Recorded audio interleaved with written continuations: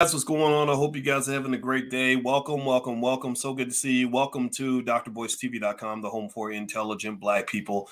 My name is Dr. Boyce Watkins, and today we're going to talk about this rapper, a rapper by the name of Fresher. Never heard of Fresher, but this is the interesting story. Fresher has a fiance, and the fiance feels that he has to spend $250,000 on their wedding.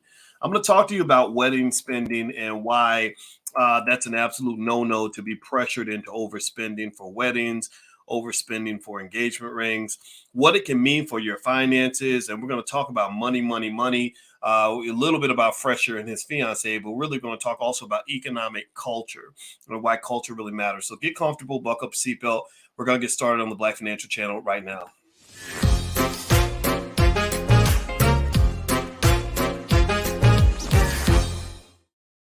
Hey, what's going on, guys? Welcome to the Black Financial Channel. That's theblackfinancialchannel.com. My name is Dr. Boyce Watkins. I'm your friendly neighborhood finance professor. On the Black Financial Channel, we talk about Black wealth and Black economics every single day, sometimes as much as 10 times a day, under one condition. The condition is that we are Black first. Black first means we put our community at the top of our priority list. Black first means that we're educating our kids. Black first means that we also want to be smart. We want to be smart. And so give me a B1 in the chat. Give me a yes in the chat if you believe that being financially smart is important for Black people. Give me a yes in the chat if you agree that financial intelligence is critical. Also, shout out the city that you're from. Let me know what city you're from. And Cedric says, I love the shirt. Yeah, if you go to wokeblacktees.com, wokeblacktees.com, you can actually take a look. I got a lot of Smart Alex shirts. You can take a look at. Let me see if I can show you guys the screen here. I don't get to talk about it much, but yeah, so Woke Black Tees is basically our t-shirt shop. So we have a lot of different t-shirts with all kinds of little stuff on here that you can buy for yourself. So feel free to go to Woke Black Tees, WOKE, wokeblacktees.com if you'd like to grab your shirt for you and your family. All right, so what's going on? My name is Corey and Jimmy from Vacaville. Is that right? Vacaville, and at ATL in the house. My name is Corey. What's going on? I'll be in Atlanta. I'm actually going to the Generational Wealth Conference hosted by Julian Gordon. I'm going to speak there, and then I'm also speaking at another event in Atlanta pretty soon. So I love Atlanta. Love y'all out there. Great people. All right, so give me a yes or no in the chat. How many of you saw this video? There's a video. I put it on my Instagram. My Instagram is The Real Boyce Watkins. Give me a yes in the chat if you saw that video where this rapper, his name is Fresher. I don't know who Fresher is. I just don't know, anything about this dude, honestly. But I did notice in that video that his fiance was demanding that he spend $250K on their wedding. Did anybody else see that video? Give me a yes in the chat if you saw this video. And I can't play the clip on this show because I can't put it on YouTube because it causes copyright issues. But let me just say, I did share it on my Instagram, and let me just say, it was a real hot ghetto mess. I mean, the video was a hot ghetto mess.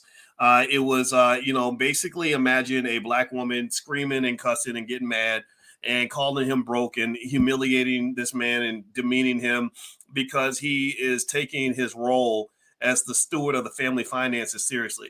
Because this man basically says it's my job to hold it down for the family. I'm not going to spend $250K for a wedding. I think he even said we need to invest that. She got mad and said, this is BS. You don't love me enough, and all these other crazy things that just, I mean, and the obvious answer to something like that, if you ask me, you guys know finance and money, that's my thing. Obviously, the answer is you don't marry somebody like that, right? That's that's the first answer to that. But then there's a deeper level to this. In a couple of things that I wanted to bring up to you guys. Now, you guys know in the Black Business School, we actually created the first ever Black financial therapy department where we have started working with some of the best Black therapists and best Black financial experts to explore the psychological and cultural barriers that keep us from building Black wealth. Like, what does a wealthy family look like? What does a wealthy community look like? How do Jewish people do it? How is it that Jews are only 2% of the population, but they own every Black actor you have out in Hollywood? They control the banks. They're able to control entertainment at such a high level. They only got 2%. Y'all 13%. They 2%. They've been here just a few years. Y'all been here 400 years. How do they control so much? And ultimately understanding this means you got to really dig into culture, and you got to not just look at the culture that you grew up in, but you got to look at the culture that is being promoted to your community, the culture that's being seen as lit, that's being seen as cool, that's being seen as kind of the it thing. And if I'm not mistaken, I believe, give me a yes, let me know if I'm right or wrong about this, but I believe that the clip was from like one of those like reality shows, one of those love and hip hop style reality shows. And if you pay attention, you'll notice that for the black community, unfortunately, this incident with the rapper Fresher and his fiance, that for the black community in general, most of the part of your culture that gets promoted the most to the world is very juvenile, meaning lots of young dudes in their 20s making economic choices and personal choices that are very bad. It's also heavily hip hop oriented. It's very focused on violence, instant gratification, all the things that leave you broke, all the things that destroy your wealth, all the things that destroy your life are regularly promoted to black people, just like fast food in the hood that gives you diabetes, strokes, heart disease, and cancer by the time you're 55 years old. Like all that stuff, the same way they promote junky food. Give me a yes in the chat if you follow what I'm saying here. Give me a yes if you're following this. The same way they promote the junky food to you that you eat because it tastes good and then it kills you, they also promote junk culture to you, right? Which because it tastes good, it's exciting, right? It's more exciting to watch a rapper destroy his life on a reality show than it is to watch a finance professor break down the intricacies of how wealth is built in a stable family. It's much more interesting to watch somebody popping that ass and twerking, than it is to watch somebody who's actually going to explain how to have a healthy family, how to eat healthy, how to actually survive and live. Right. That's why, for example, you look at that whole situation with another very toxic relationship you saw with Megan the Stallion and Tory. What's his face? Lanes, I think that's his name.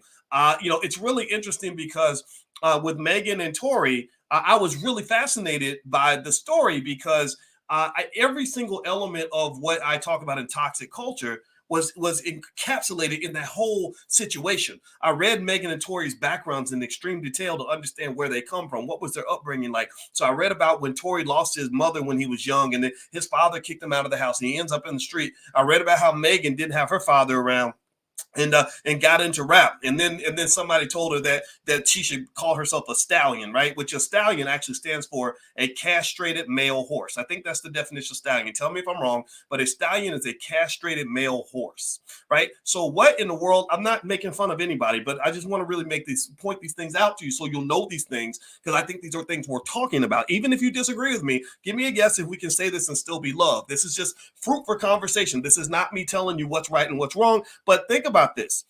Why would a black woman proudly allow white record labels, white and it's sometimes partly black owned record labels, why would she let the hip hop music industry name her after a castrated male horse? Black women are not stallions. Black women, I saw Megan on that Incredible Hulk show. I forgot, She-Hulk. And she was teaching the She-Hulk how to twerk. Like that was her job. She was in the office popping that ass and showing her how to twerk.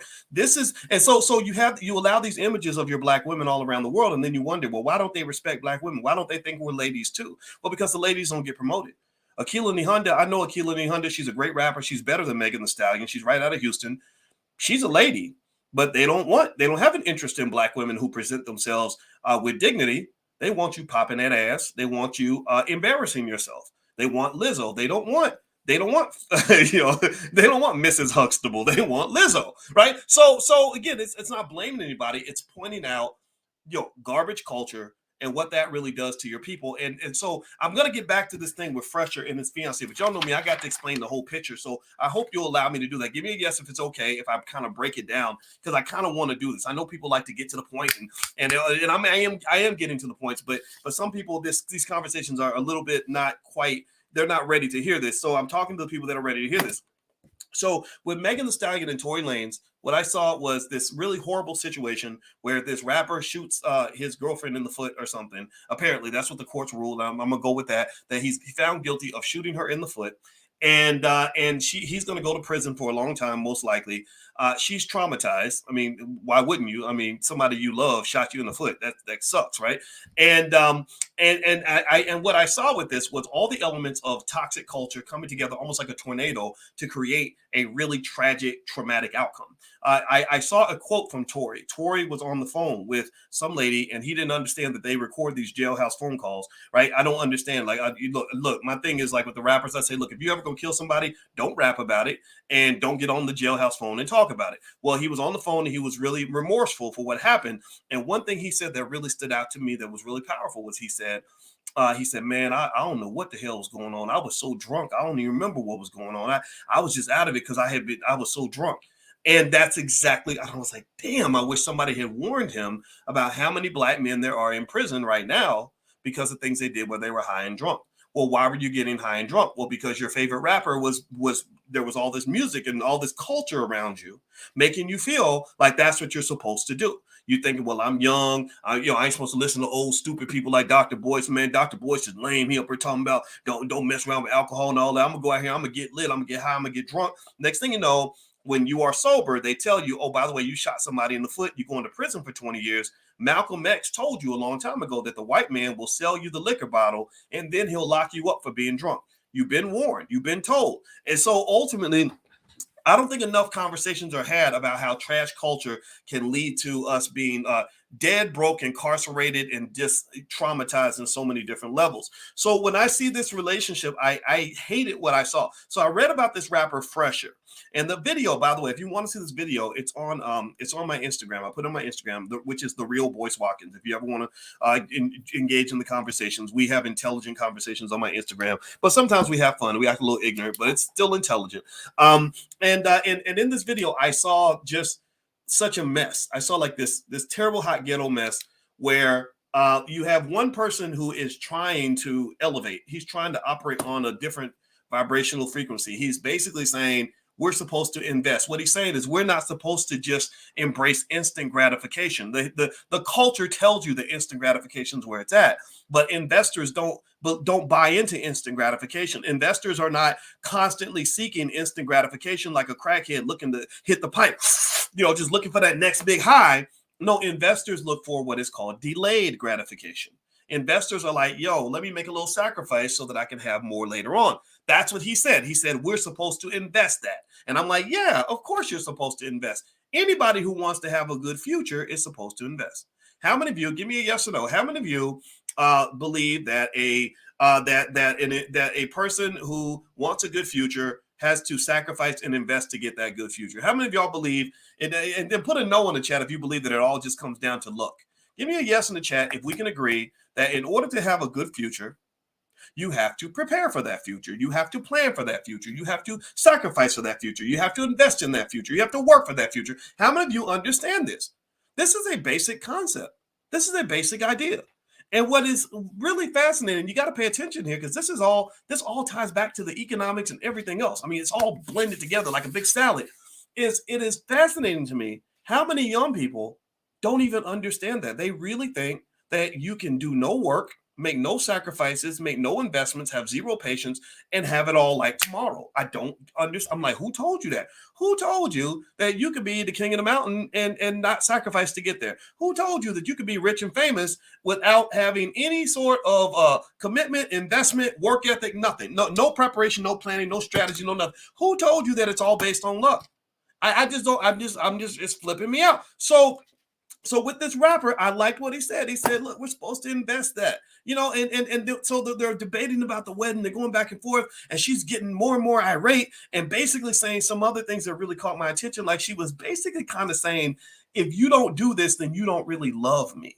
If you don't do this and you don't love me, which is a horrible way to manipulate somebody emotionally. In fact, I'm going to bring my wife in. My wife is a relationship therapist who sees couples, and I'd love to know how she would counsel a couple like this. So at some point, I'm going to bring Alicia in. We're going to do a pillow talk. Our podcast is called Pillow Talk with Dr. Boyce and Dr. Alicia, because I want to hear her perspective on this. But that is incredibly manipulative. And that the fact that she equates money with love, like the amount that you love me is measured by how much you spend on me, is a real problematic connection. That's a real problematic connection. And it tells me that maybe that's what was established in the beginning. And this is what you where you have to kind of take some accountability. And if you're sitting there and you're saying, who would marry a woman like that? That's the issue, right? That's the question. Now I read Fresher's background. I couldn't find his fiance's background or her bio, but I found Fresher's background in his bio. And he grew up and he had some hard times. He had a son at 16 years old, and he's gone through some stuff. He got actually robbed in 2020, and somebody pistol whipped him or something, and they took his car, they took his cash, they took his jewelry, stuff like that. So he also is sort of in the culture, and he's gone through some trauma that comes with the culture. I would never want to be a rapper. Like, being a rapper is probably the worst job in the world. You need hazard pay because it's damn near as bad as being an NFL player in terms of the terrible things that can happen to you in that space. But those are the things that our little boys grow up dreaming about because they don't know how to have a better dream. They have the biggest dream that they know how to have because the only thing we can dream of is the things that we're exposed to. And even myself, I had dreams of one day getting a high-paying job. I wanted to be a professor and make six figures, and I did. I got to Syracuse University when I finished my PhD, and I was making $115,000 a year. But then when I got to that level of the dream, I realized there's a bigger dream. I realized that there were people out here that were making money without working. I was teaching kids that were Asian and Jewish and white who were going to Wall Street, whose parents were making 10-20 million dollars a year, working 5 hours a week. I didn't know that that dream was even available. So I started learning about bigger dreams through time. So I think that with rappers and athletes, I really kind of think that our black boys need to have bigger dreams. But anyway, but I like the fact that he was trying to kind of sort of shape himself into what he needs to be as a man who's trying to evolve, trying to elevate his vibrational frequency in terms of his thought process. And he was dealing with a wife who has equated love with money. Like, if you don't spend $250,000, if you ain't willing to go broke in order to marry me, then you don't really love me. I'm gonna walk out. First of all, that's really messed up. That's really terrible. I mean, obviously, most normal people, I don't know, give me a yes if you'd walk away from that in a second. If you were looking at that thinking, why in the hell would you ever be with somebody like that? But then again, welcome to the world of love. Love is complex. Love makes us do things that make us feel stupid, but we do it anyway because love is like a drug. Love really affects us. But also, it's kind of interesting because I connected to the culture because what it does is it puts this unnecessary, unfair pressure on men to basically say, if you're not willing to lose it all, then I'm not willing to be with you. Right. Like if you're not willing to get gangster in every area of your life, I'll give you an example. When I was 21, I kid you not, there was a girl I really liked, and I thought she liked me. And then she started dating another guy who killed people for a living. I kid you not, this dude carried a strap and would kill people and get money for killing people. And so I remember her saying that, she looked at my life and I was just this boring college student. All I wanted to do was like make good grades and get a good job. This dude was out killing people. And I was like, I don't know how to compete with that. And she was telling me that I was boring, that, all you want to talk about is school. And I'm like, yeah, because education is important. And he's fun and this, and this. And I'm like, so I got to go out and start killing people to make you think that I'm cool, to make you think that I'm like a good man to be with. I don't get that. So fortunately, I walked away from that. I said, well, you know what? Y'all go on and just do your Bonnie and Clyde shit, and good luck to you. And he ended up going to prison for a very long time, by the way, because that's how that stuff ends. But I remember just thinking, what is wrong with a black man just being kind of a square, right? It doesn't mean you have to be boring in every way. But what's wrong with a black man just saying, I just want to work hard and take care of my family and be responsible? Where did the culture come from? Pay attention. This is connected to wealth and everything that's happening in your families. Where is this culture that comes out saying you got to destroy your life to impress a woman? That's as ignorant as, ladies, that's as ignorant as when a man says, well, if you love me, you'll let me take the condom off. How many of y'all have heard that? How many of y'all heard a man say, if you really love me, then you'll let me sleep with you you let me raw dog and put all my little viruses inside your body? How many of y'all have ever seen men who think like that?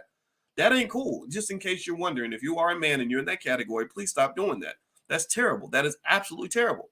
Because there are people that literally will tell you to put your life on the line just to get their affection. They will tell you to ruin yourself in order to maintain your position in their life. And if you don't have the ability, the wherewithal to stand up against that, then you're going to end up being dragged into situations that will destroy you. And what I liked about the video, and I put the video on my Instagram, it's the real Boyce Watkins. What I liked about the video was I liked the way Fresher said, "I'm not doing that." I said, "That's it. There you go. That's what you do."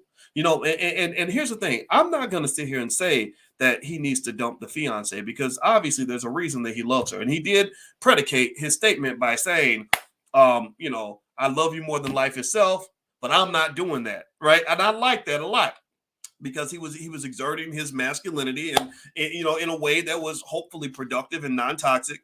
And I think they could work it out. I think they could sit down maybe with some sort of therapist or something and kind of figure it all out.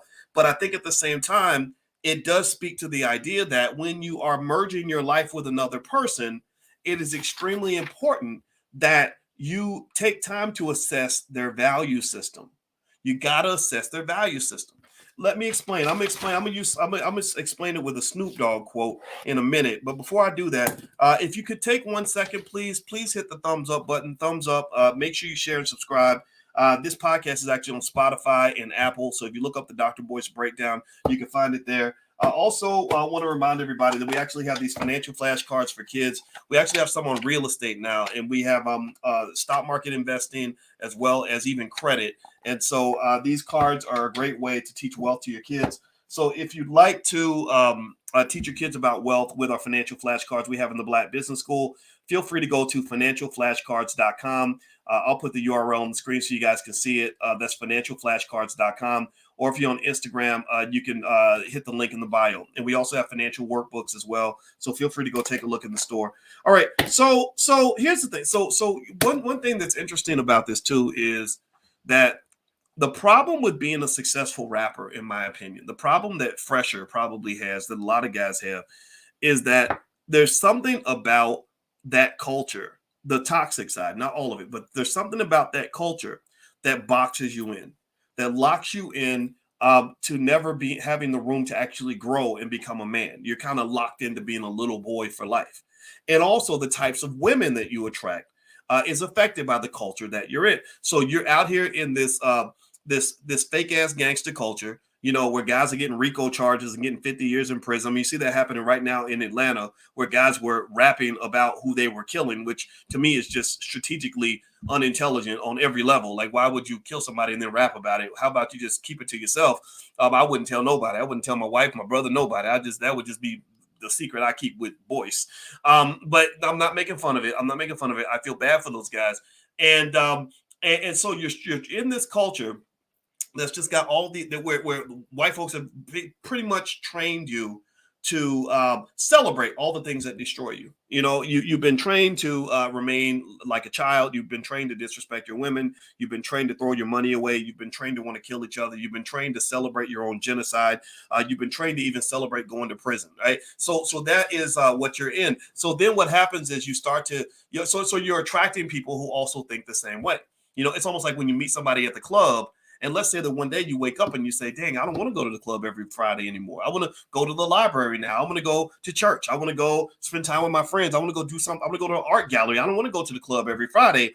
Well, if you met somebody in the club, they're going to want to keep going to the club, right? Which is going to cause a problem in your relationships, right? How you meet somebody is going to shape the person that you're dealing with for life. Like, I met my wife in the library. And years later, my wife is a professor like me, and we still go to the library. And there's never been one conversation I've ever had with my library ass wife about going and hanging out at the club, getting high every day, going out and getting lit and going to the streets and just acting a damn fool. Nothing. When my wife and I got married, I said, I want to spend this much on the wedding because I think we can afford it. And she said, why would we spend that much? Why don't we take that money and put it as a down payment on some property? Like, that's her thought process, right? And so, but I'm thinking, if I was a rapper, if I was cursed by being, let's say, a successful rapper, I would have met some woman who was attracted to the bling and to the flash and to the fast life. So later on, when I'm trying to plan and make long-term commitments and long-term visions, implement long-term visions with this person who's addicted to the fast life, they're not going to be ready for that. It's like it'll be like explaining calculus to a 4-year-old. You're trying to run a marathon with somebody who ain't never ran more than a 100-meter dash. Do you understand what I'm saying? Do you follow what I'm saying? Do you get what I'm saying? So when he says we're supposed to invest that, well, I remember Snoop Dogg. Snoop Dogg was trying to defend some of the language he used toward women, which I never liked it, right? I didn't think it was cool when he'd be like, we don't love them hoes. And he would use the B word a lot and all that, which I think Snoop still has to make amends for that because I don't think that was ever cool. But Snoop was trying to explain it by saying this. It almost made a little bit of sense. He said the women that we meet, they're not the ladies. They're not the intelligent women. We don't meet the women that are, the quality ladies that you're thinking about. He said we meet women in the strip club. We meet women, when we out partying, like we meet groupies, right? And that's a different kind of woman, like in terms of mindset, right? That's just a fact. Tell me if I'm wrong. But as a rapper, you're gonna attract a certain kind of woman who's going to expect you to behave in a certain kind of way. And what she is attracted to initially is what she's always going to expect. You presented this artificial Superman persona, like I'm gangster, I will bang over bacon, I'll shoot somebody if they look at my woman wrong. I might go steal your car, I'm going to go sling some dope, I'm going to be high and drunk whenever I can, I'm going to make it rain whenever possible, whatever, right? And that's what they're attracted to. Right. So that's the mindset of his fiance, I would imagine, is that she's looking at him to be the crazy self-destructive rapper that so many other artists are. And I don't know how you get somebody out of that. I mean, if you're trying to grow and you're like, well, okay, now we're 35, we're not 25 anymore. Now we got to make family plans. Now we have to invest. Now we can't go to the club every week, maybe once every 3 months. We have to start. Maybe I can't go and be down with the same homies that I was down with when I was in the street. Maybe I have to actually do something a little different. Maybe I'm like Jay-Z. I'm now 40 years old. I don't wear long. Remember Jay-Z told him, he said, I'm not wearing those long jerseys anymore. I want to go and wear suits now, and I want to be Beyonce's husband. I don't want to be the player pimp that I claimed to be when I was 28. What was that song? Big Pimpin' Spinning Cheese, right? I'm not big pimping no more. I'm doing the wedding, the marriage husband thing because that's more appropriate for me at the age of 45. Now I want to go sit with Warren Buffett. I don't want to sit with the homies who are on their way to prison, right? That's a natural evolution into manhood that should be honored and respected. But that's not always what people want to see. That's not what people expect from you. So if you're trying to grow and you're with somebody who won't grow, it's a very, very difficult transition to make. He may end up having to switch fiancés because it sounded to me, the language I heard from this guy, his name was Fresher. I don't know. His real name is somewhere around, but I don't remember what it was. But I heard him talk about investing. I heard him talking about holding down. I heard him talking about financial security, holding down financial security for the house. And I just don't know if his fiance, at least when it comes to the wedding part, really got that. He mentioned that she hadn't had a job in years, so she's not contributing financially to the household. I don't know what she's contributing. Maybe she's contributing something else. But I will tell you, I think that after a man gets about 35, I think saying I contribute like sex to the household, I don't know if that's enough. Like that, I just don't think that's really going to work as well. Or I contribute looking good to the household. It doesn't mean she doesn't contribute, but I'd be curious to know what she does contribute. And so who you are, how you present yourself is going to determine who you attract.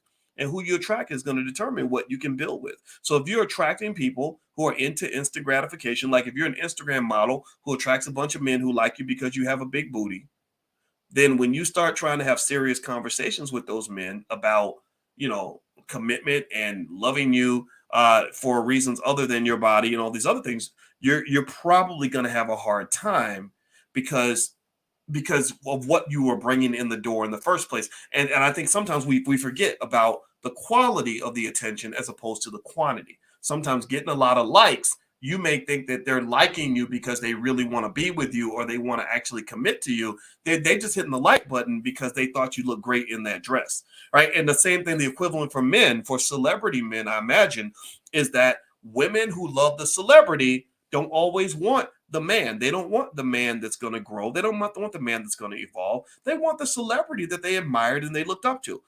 Where am I getting this from? Well, I'm getting it from some real life experience. I'm not a rapper.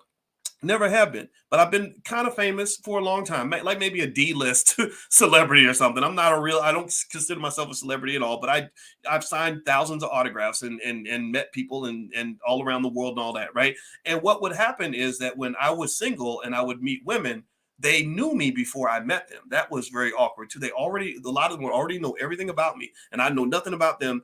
And then I would attract a lot of attractive, intelligent Black women who liked men who are smart, but they also had a certain image of me because they looked up and admired Dr. Boyce.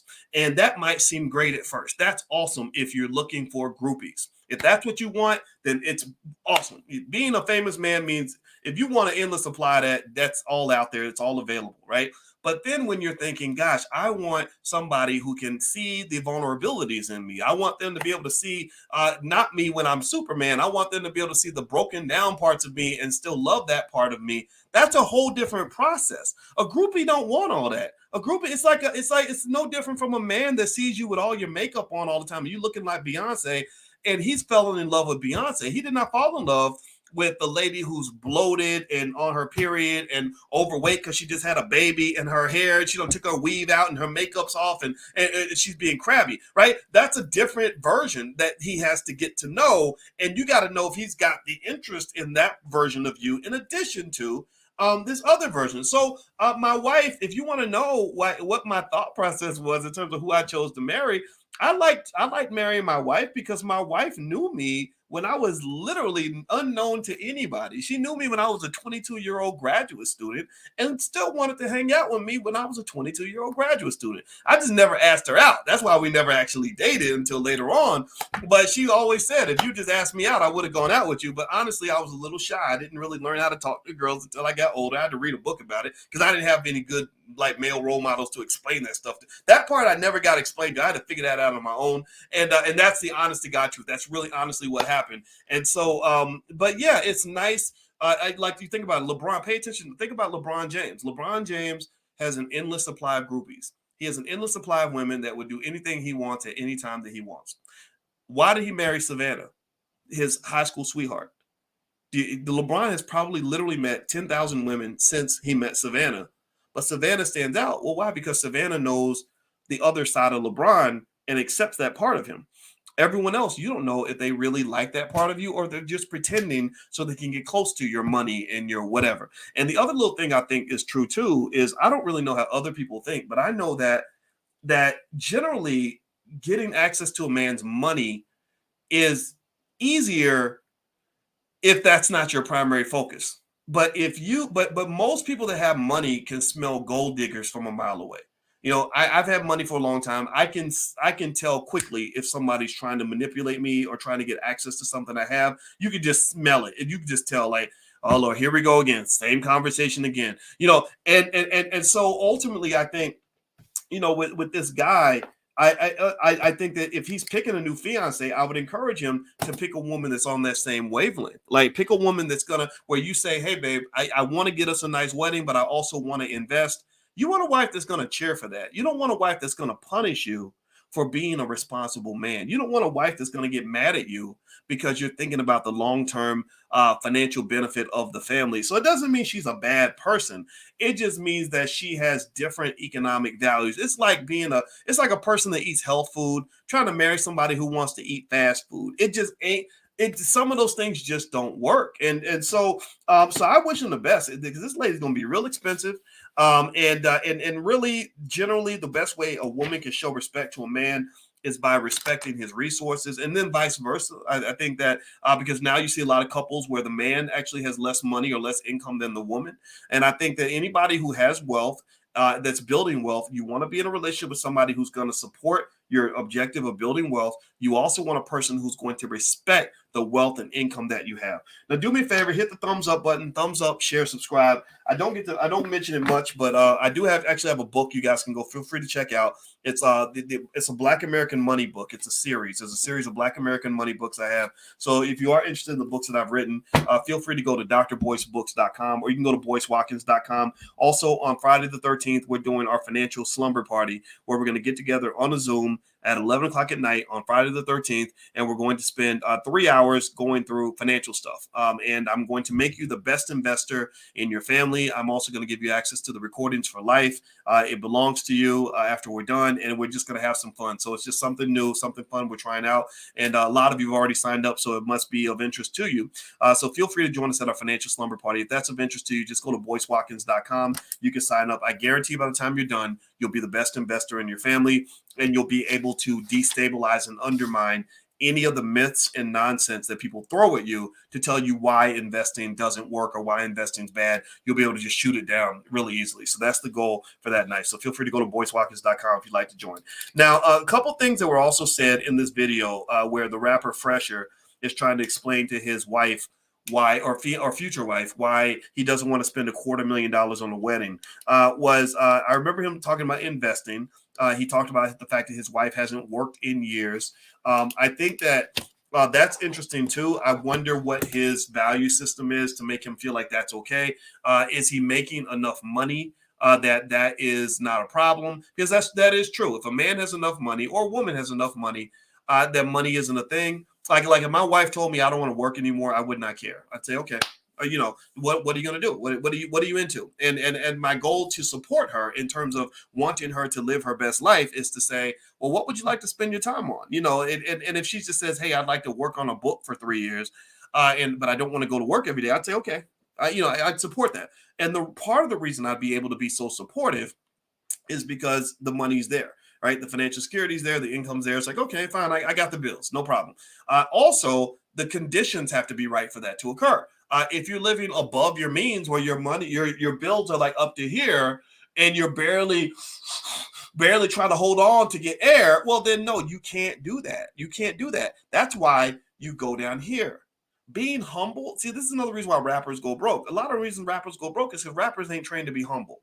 To be a big time rapper or big time like professional athlete, humility is not seen as a virtue. Being humble is seen as a bad thing. So instead, it's like you gotta just believe you're Superman and tell everybody you're Superman and put yourself in all kinds of situations that might eventually be over your head, overspend like crazy. I got 10 cars in my driveway. Why you need 10 cars? You can only drive one. You're paying everybody's rent, paying everybody's bills, trying to be the financial Superman. And then when something goes wrong, you are not ready.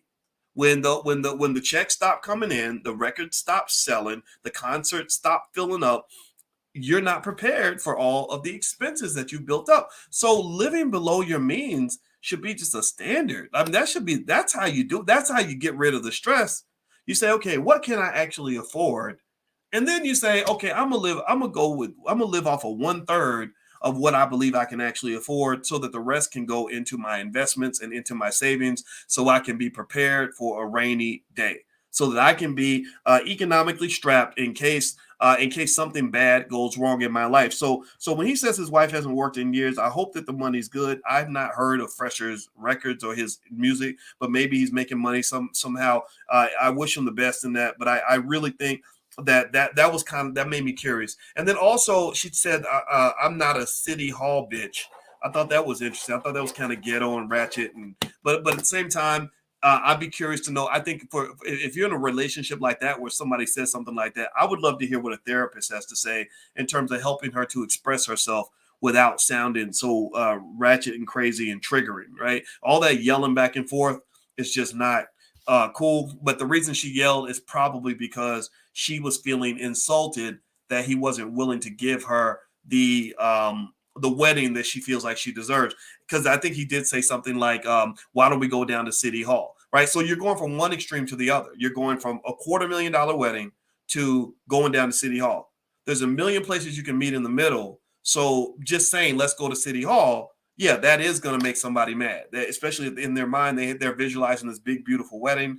And really, I think kind of understanding that in the beginning and how people see that is really important, because you have no idea how many people are in debt because they got married. And there are people that go so deep in debt when they get married that they are still in debt by the time they get the divorce. So when they get the divorce, they are financially destroyed because not only are they still paying for the divorce, they're also still paying for the wedding. You don't want to talk about bitter. You don't talk about being mad. Imagine having bills coming in, credit card bills coming in for a wedding that to a person that you're not even married to anymore. Like there are people that are in that situation. So you got the wedding bills you got to pay, the divorce debt you got to pay, student loan debt you got to repay. How in the hell are you supposed to get ahead financially in that situation? How in the world do you think that you can live with that mindset and have a positive net worth? I remember. Let me explain this too. A lot of corporations they play with your mind when it comes to how much you're supposed to spend on weddings as well as like wedding bands and engagement rings. I remember. See, you don't understand. This was a marketing campaign. The diamond industry. They did one of the best campaigns in history in the 1960s. Anybody, give me a yes or no if you've ever heard that term. Diamonds are blank. Diamonds are what? What are diamonds? Put it in the chat. Don't even give me a yes or no. Put it in the chat. Diamonds are blank. I'm gonna wait. I'm gonna sip my coffee while we hit the thumbs up button. Y'all tell me. Y'all finish that sentence for me, please. The diamonds are what? Diamonds are forever, and diamonds are a girl's best friend. Yes. Who told you that diamonds are a girl's best friend? I thought Shaquita was your best friend. I mean, why? When did diamonds become your best friend? When did diamonds become forever? Well, those were marketing campaigns. The De Beers family that controls all these diamonds all throughout South Africa, and it's crazy. South Africa is ridiculously racist in the sense that, the scenario of South Africa is crazy. How there's like so many black people, and there's a few small white families that control all the wealth. They basically were like, how do we sucker people in to get them to spend their last dollar buying a damn diamond? Oh, I know what we do. We tell them, we run campaigns like Diamonds Are Forever. That was an award-winning campaign. That was seen as one of the greatest ad campaigns in history because they were like, damn, they got in people's heads to the point where they got them believing that diamonds are more important than they actually are. They artificially restrict the supply of diamonds. There's more than enough diamonds to sell them really cheap, but they restrict the supply so that the price will stay high. And then also, they fooled women into believing that diamonds are the girl's best friend. So then the other thing they did that was really powerful was they got you to link the quality of the diamond to how much the man actually loved you. They got you to make that connection. You've got the infinitely valuable thing called love, where you can't put a price tag on love, and they've gotten you to connect and to tether the price you'll spend on a diamond to the amount of love you have for another human being. So they've attached something that is invaluable to something that has a finite value, which pulls up the value of the diamond. That puts pressure on you and pressure on the man. There's social pressure. Now women are embarrassed to show a cheap little ring because other women will be like, oh, he must not really like you that much, girl. He must not love you like that, right? And then the man is like, dang, well, if I don't get her a nice diamond, then she's not gonna think I care about her, right? What in the hell does your love have to do with the size of the rock on your finger? Who did that to you? Who trained you to even think that way? I'm not saying diamonds aren't nice and diamonds can't be, that you shouldn't get a nice ring for the engagement, but love and somebody actually cared about you beyond the money, that has to be somewhere in the equation. And I can tell you this too, again, as a man, I'm a rich man. I've had money for a long time. I'll be damned if I was going to marry a woman who was telling me that, oh, you must not love me because you didn't get me a nice ring. Fine, buy yourself a ring and get engaged to somebody else, because it sure as hell wasn't going to be me, because you're not going to take something as precious and as valuable as the love I'm giving you and equate it to some stupid little rock that you putting on your finger. I don't give a damn about that rock. It's about the symbolism of what we're doing here. This is meaningful. This is a life bond. We're connecting for life. Like, I'm loving you down to the core of your soul. And you're telling me that the jewelry store controls all of that? That I got to go spend time with the jewelry store to convince you that I care about you? Get out of here with that nonsense. I'm not saying everybody should think the way I think. People have different value systems. I'm not blaming them for believing something different, but that's crazy. And that is all done by corporate America. That is done by their ability to train you to be the perfect consumer. And I remember seeing this when I remember years ago seeing that some commercial telling me that, or it was a billboard or something saying that a diamond or an engagement ring should be 2 months' salary. And at that time, I was making about $10,000 a month, and I said, so to get engaged, I got to spend $20,000. Fuck you. Like, I'm not doing that. Excuse my French. I'm sorry. I was like, no, I'm not spending $20,000 on a ring, and I'm not going to marry a woman who expects me to do that. No woman that loves me is going to put that kind of pressure on me. She knows I'm good for it. She knows I'm gonna take care of her. She knows I'm gonna come through financially. But if you're putting that kind of weight on a man, I just don't think any man in their right mind is gonna sign up for that. I just don't. I don't know. I mean, but maybe again, every man, I'm a financial expert, I guess, right? That's my PhD, right? So maybe I think about things different, but I'm telling you, if you want to know why people go broke, if you want to know why people have financial problems, it's because of little decisions like this.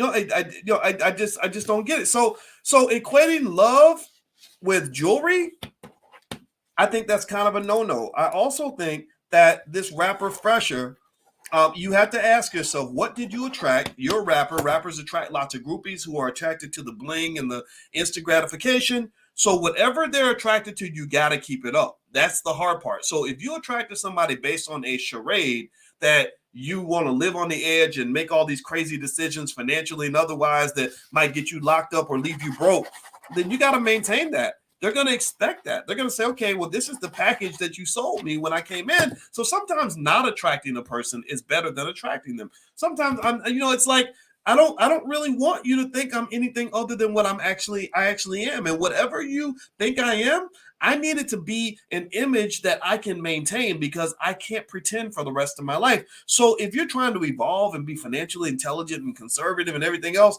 and she's expecting you to like throw your money away like a rapper, then you might need to find somebody better. There's other women out there. Like you're a rapper, you're a smart man, I guess you're a handsome dude.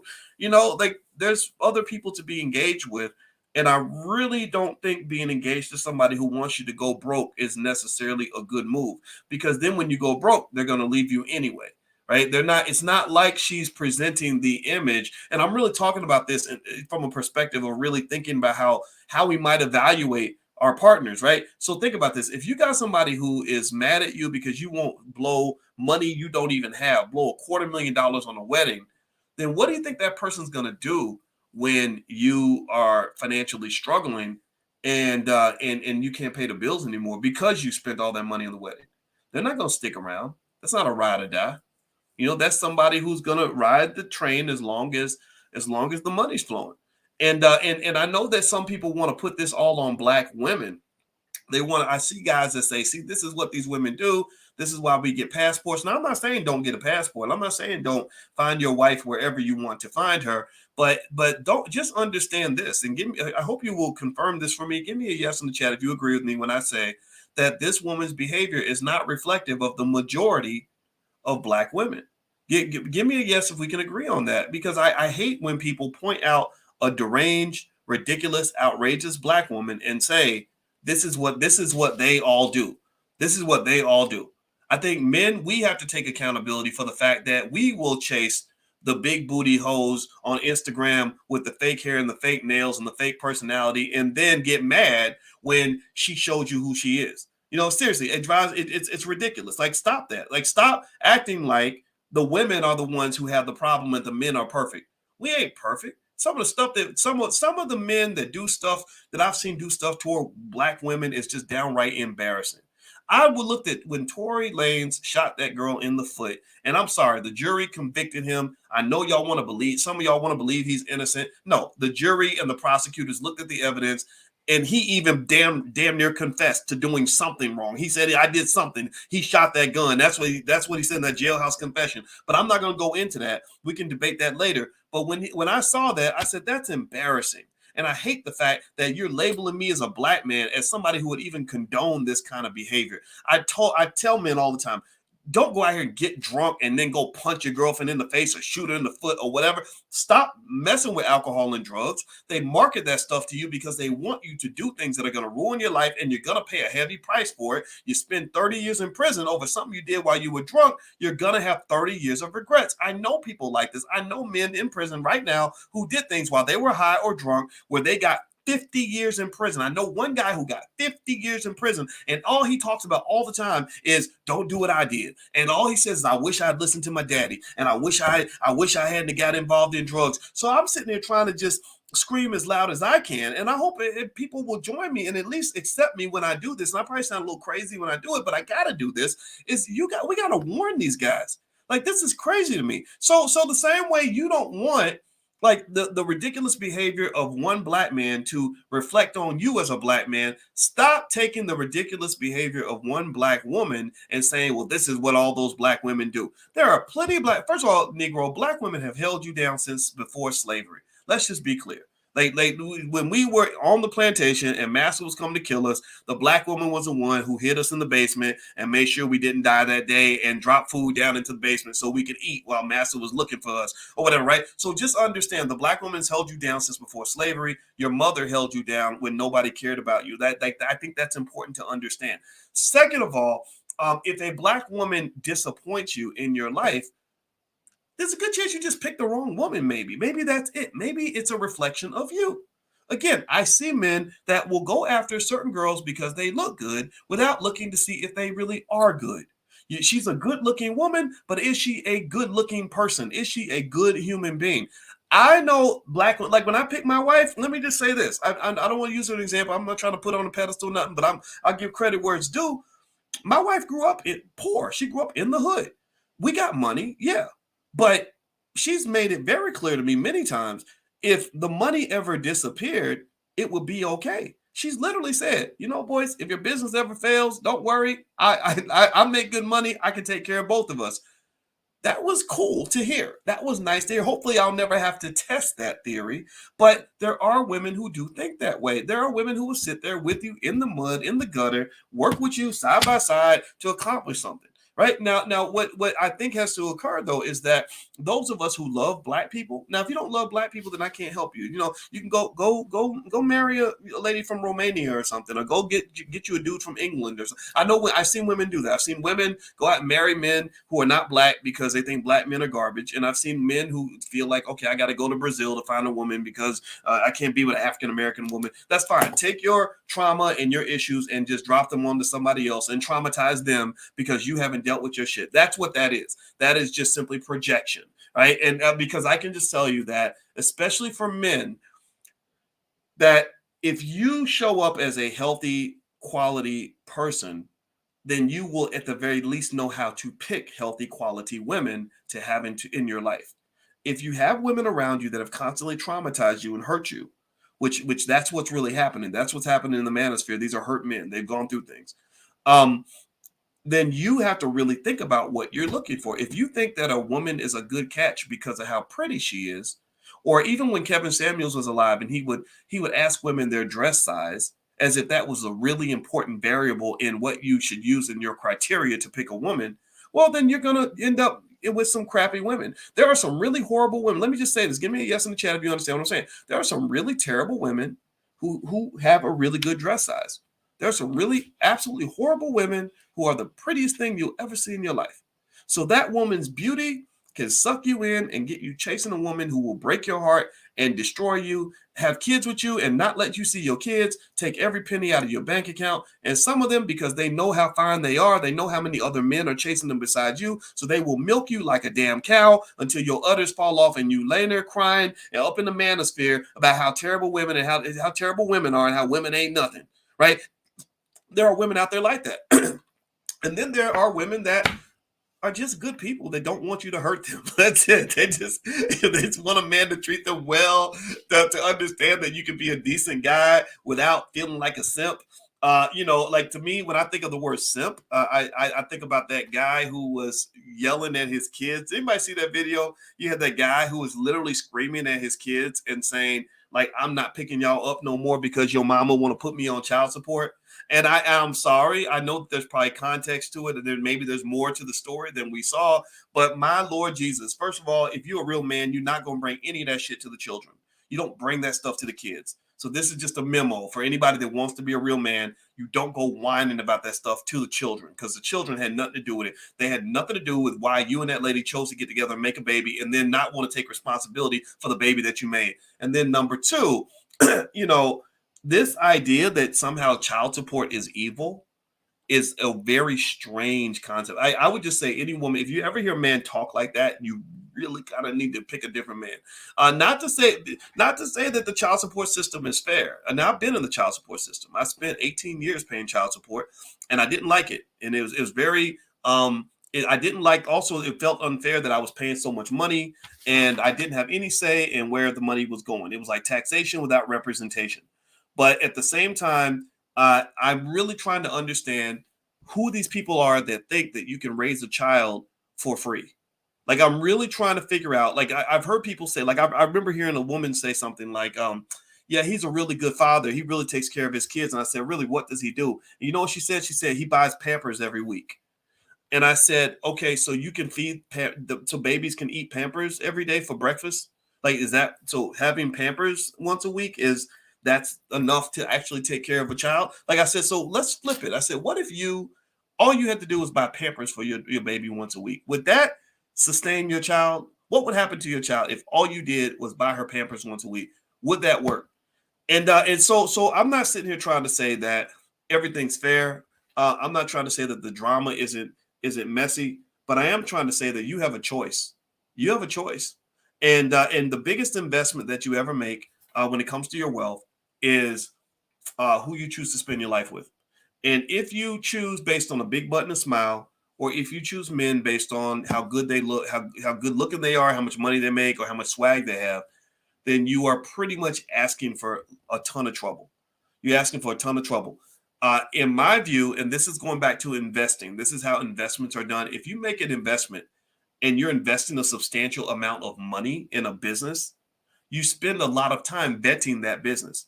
If you're going to make a big business deal with a potential partner, you spend a lot of time vetting that partner. So there's no bigger investment that you will ever make than the investment of your life. When you choose to lay down with a person or have a relationship with a person, you're investing your life in that person. That person could kill you.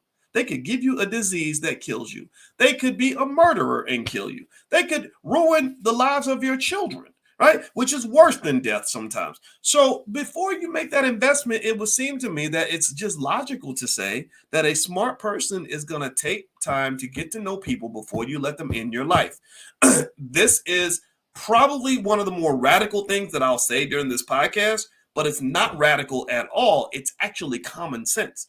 It just seems radical to you because people don't do it. And if you don't believe me when I tell you that I know I'm right about this, look at how many people there are on the internet who are complaining about their damn baby daddies or complaining about their baby's mamas. Look at how many people on the internet are saying or claiming that the reason they can't get ahead is because that raggedy blankety blank won't let me see my kids, or she won't do this and she did that to me, or this man did this to me and this man did that to me. This man shot me in the toe because he got drunk and shot me. Well, why are you dating a man who gets drunk and carries a gun on his hip anyway? Oh, I get it, Megan. You were attracted to the thug culture, and nobody ever told you that thugs be thugging. That if you date a thug, he's gonna thug out on you one day, get drunk, pull out his gun, shoot you in the toe, and then you get to claim that you're a victim. Every black woman ain't gonna be in that situation.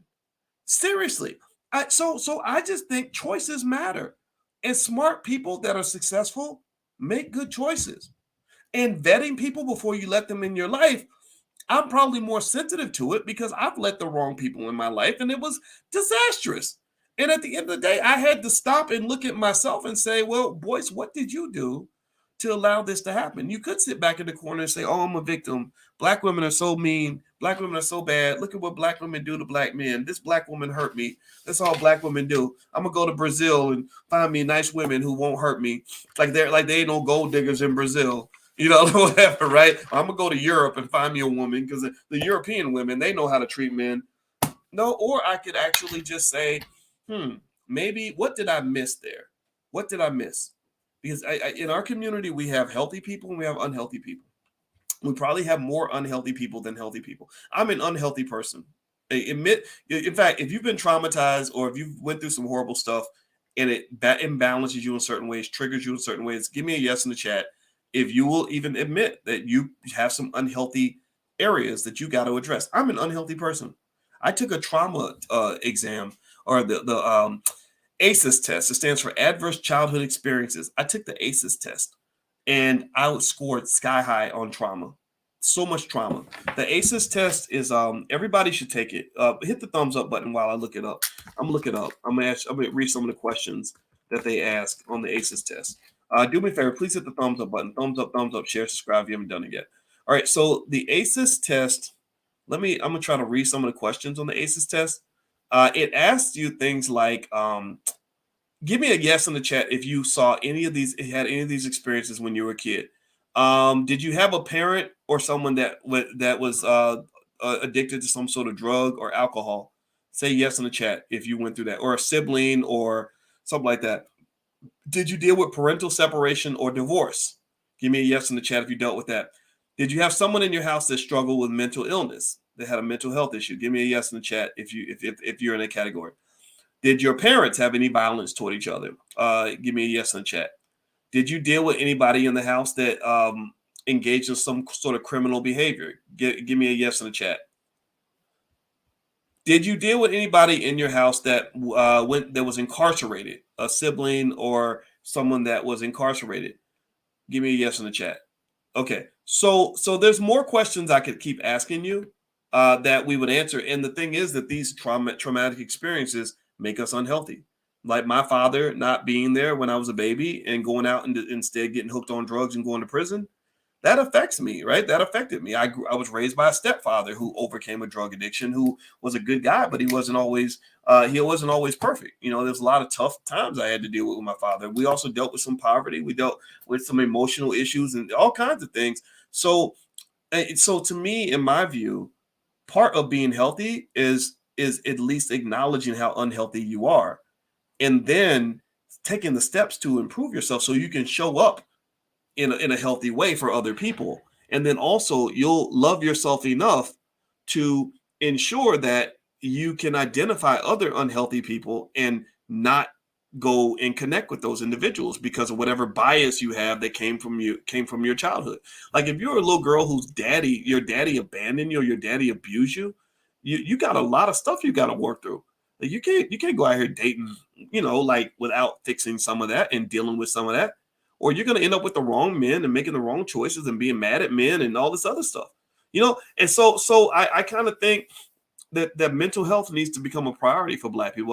I know financial health is very important, but I've learned, I talk about mental health because you can't have financial health without mental health most of the time.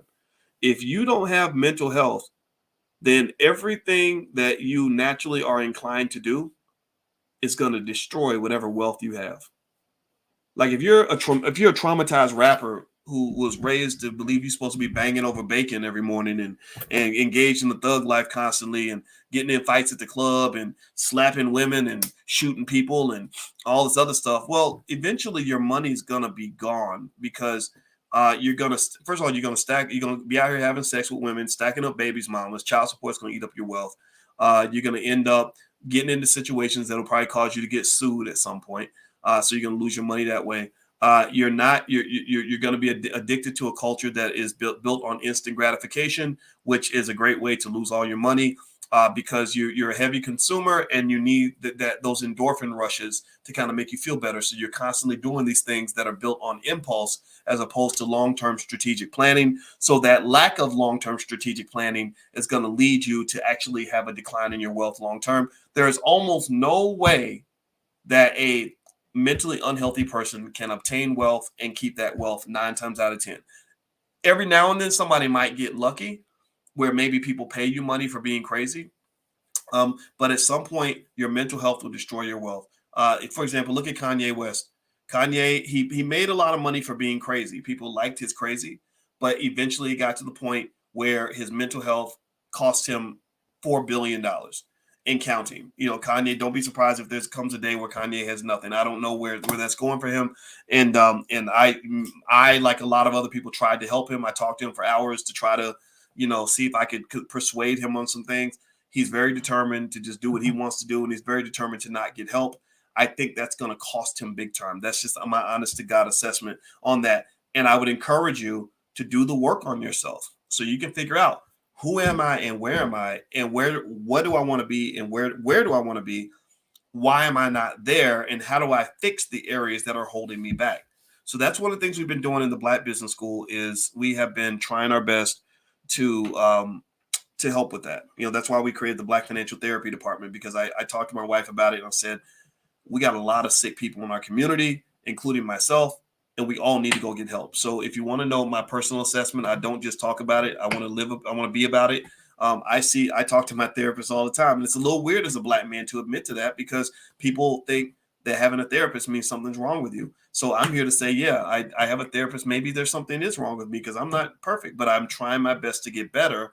And I think that is that first step. And so even if you're dealing with imperfect people, I would maybe one measuring stick of whether or not that person is good for you is to say, are they at least acknowledging their issues and working on those issues and taking advice on those issues? And that's where, for example, that's where I think Kanye's kind of making a mistake is Kanye doesn't take much advice well. And I don't talk to him anymore because I just got kind of tired of I had other more important things to do.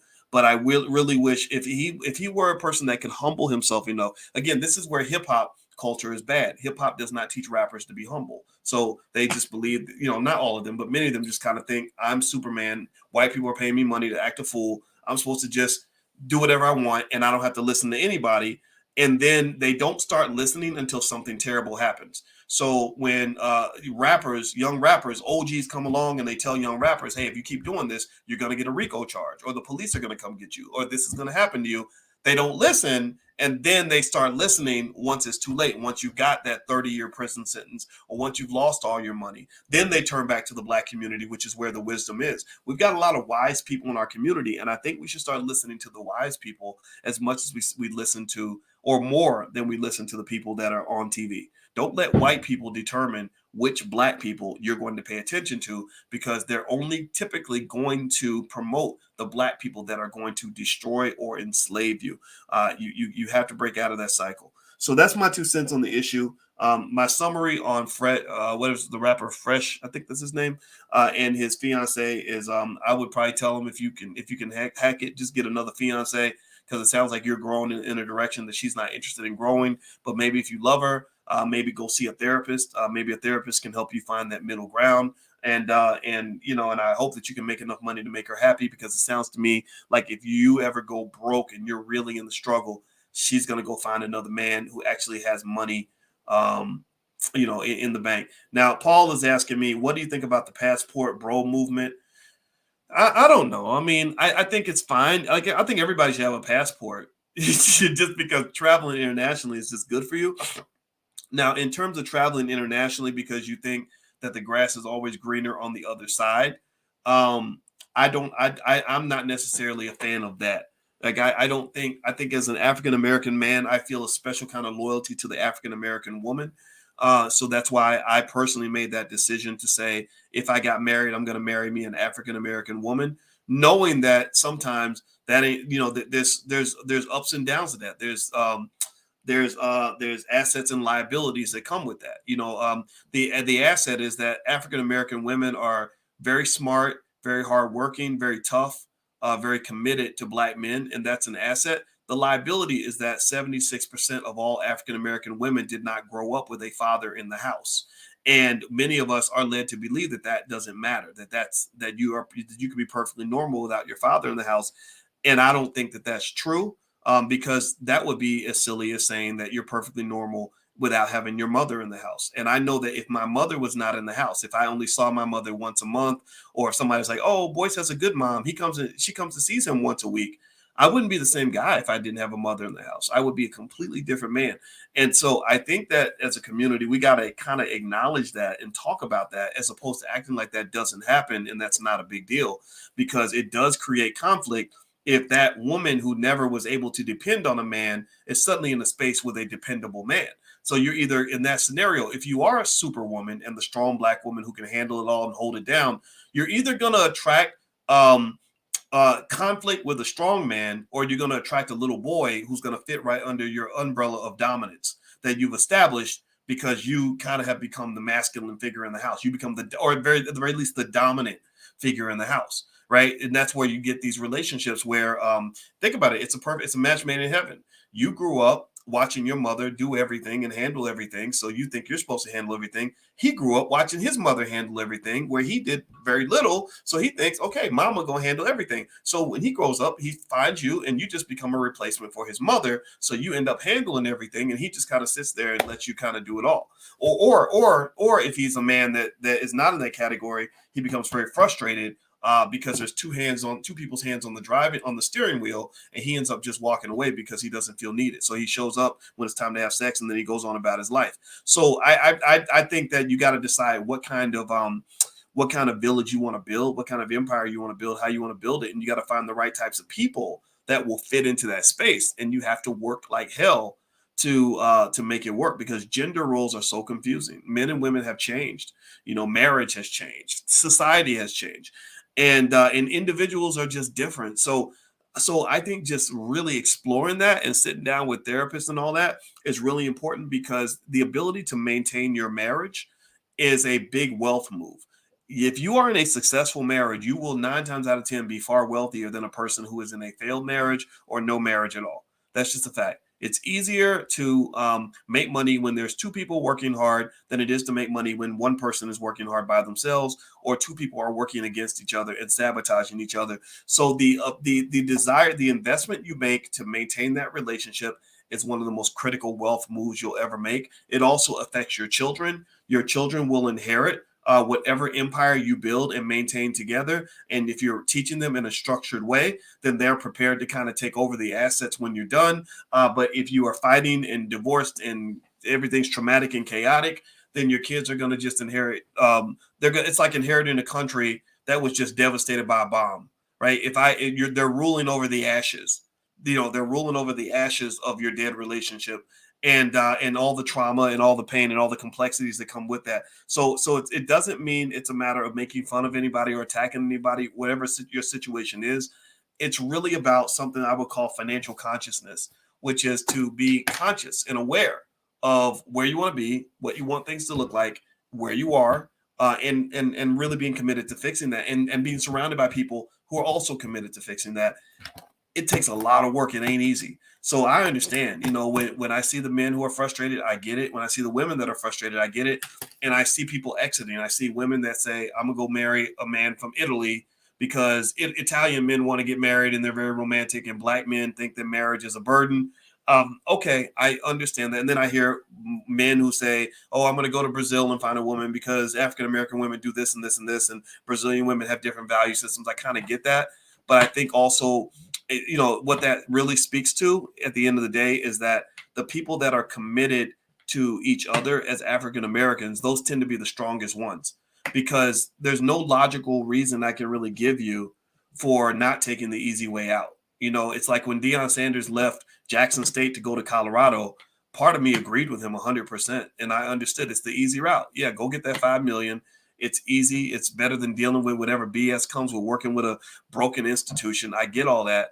But there's also something about sort of what you believe in. The question becomes, what do you believe in? And if you believe in Black institutions, then you sacrifice. You say, okay, you know what? It ain't easy. It's going to be hard. Yeah, I could be in a better situation, but I'm going to pour into this because this is where I'm at. This is where I live. So I felt that way about African-American women. It's like, yeah, there's, Black women, they come in all shapes and sizes. And there's challenges sometimes with the whole strong Black woman thing. But I got to work around that because Black women are the ones that I'm committed to. They're the ones who poured into me. They're the ones who got me where I am. So this is where I'm going to stay, through thick or thin. So it's tough. It's a tough decision. But whatever decision you make, do it right and maintain your relationship, because that will have a big impact on your wealth. And because it's hard to be a saver and an investor when you're married to somebody who's a spender and a gold digger. So anyway, that's my 2 cents, guys.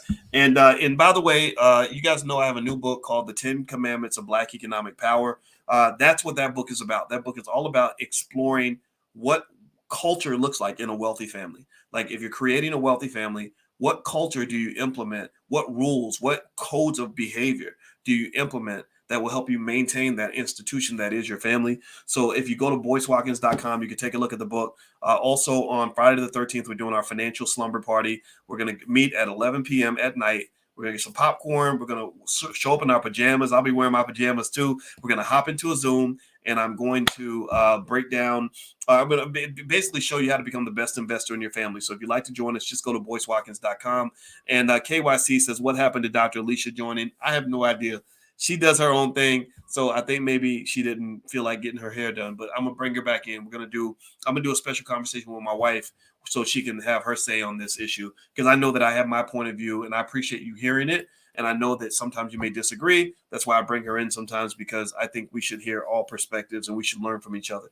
All right, guys. Well, have a good night. God bless you. Thank you so much for listening. And I'll hit the thumbs up button on your way out. I'll see you guys soon. Take care now. Peace.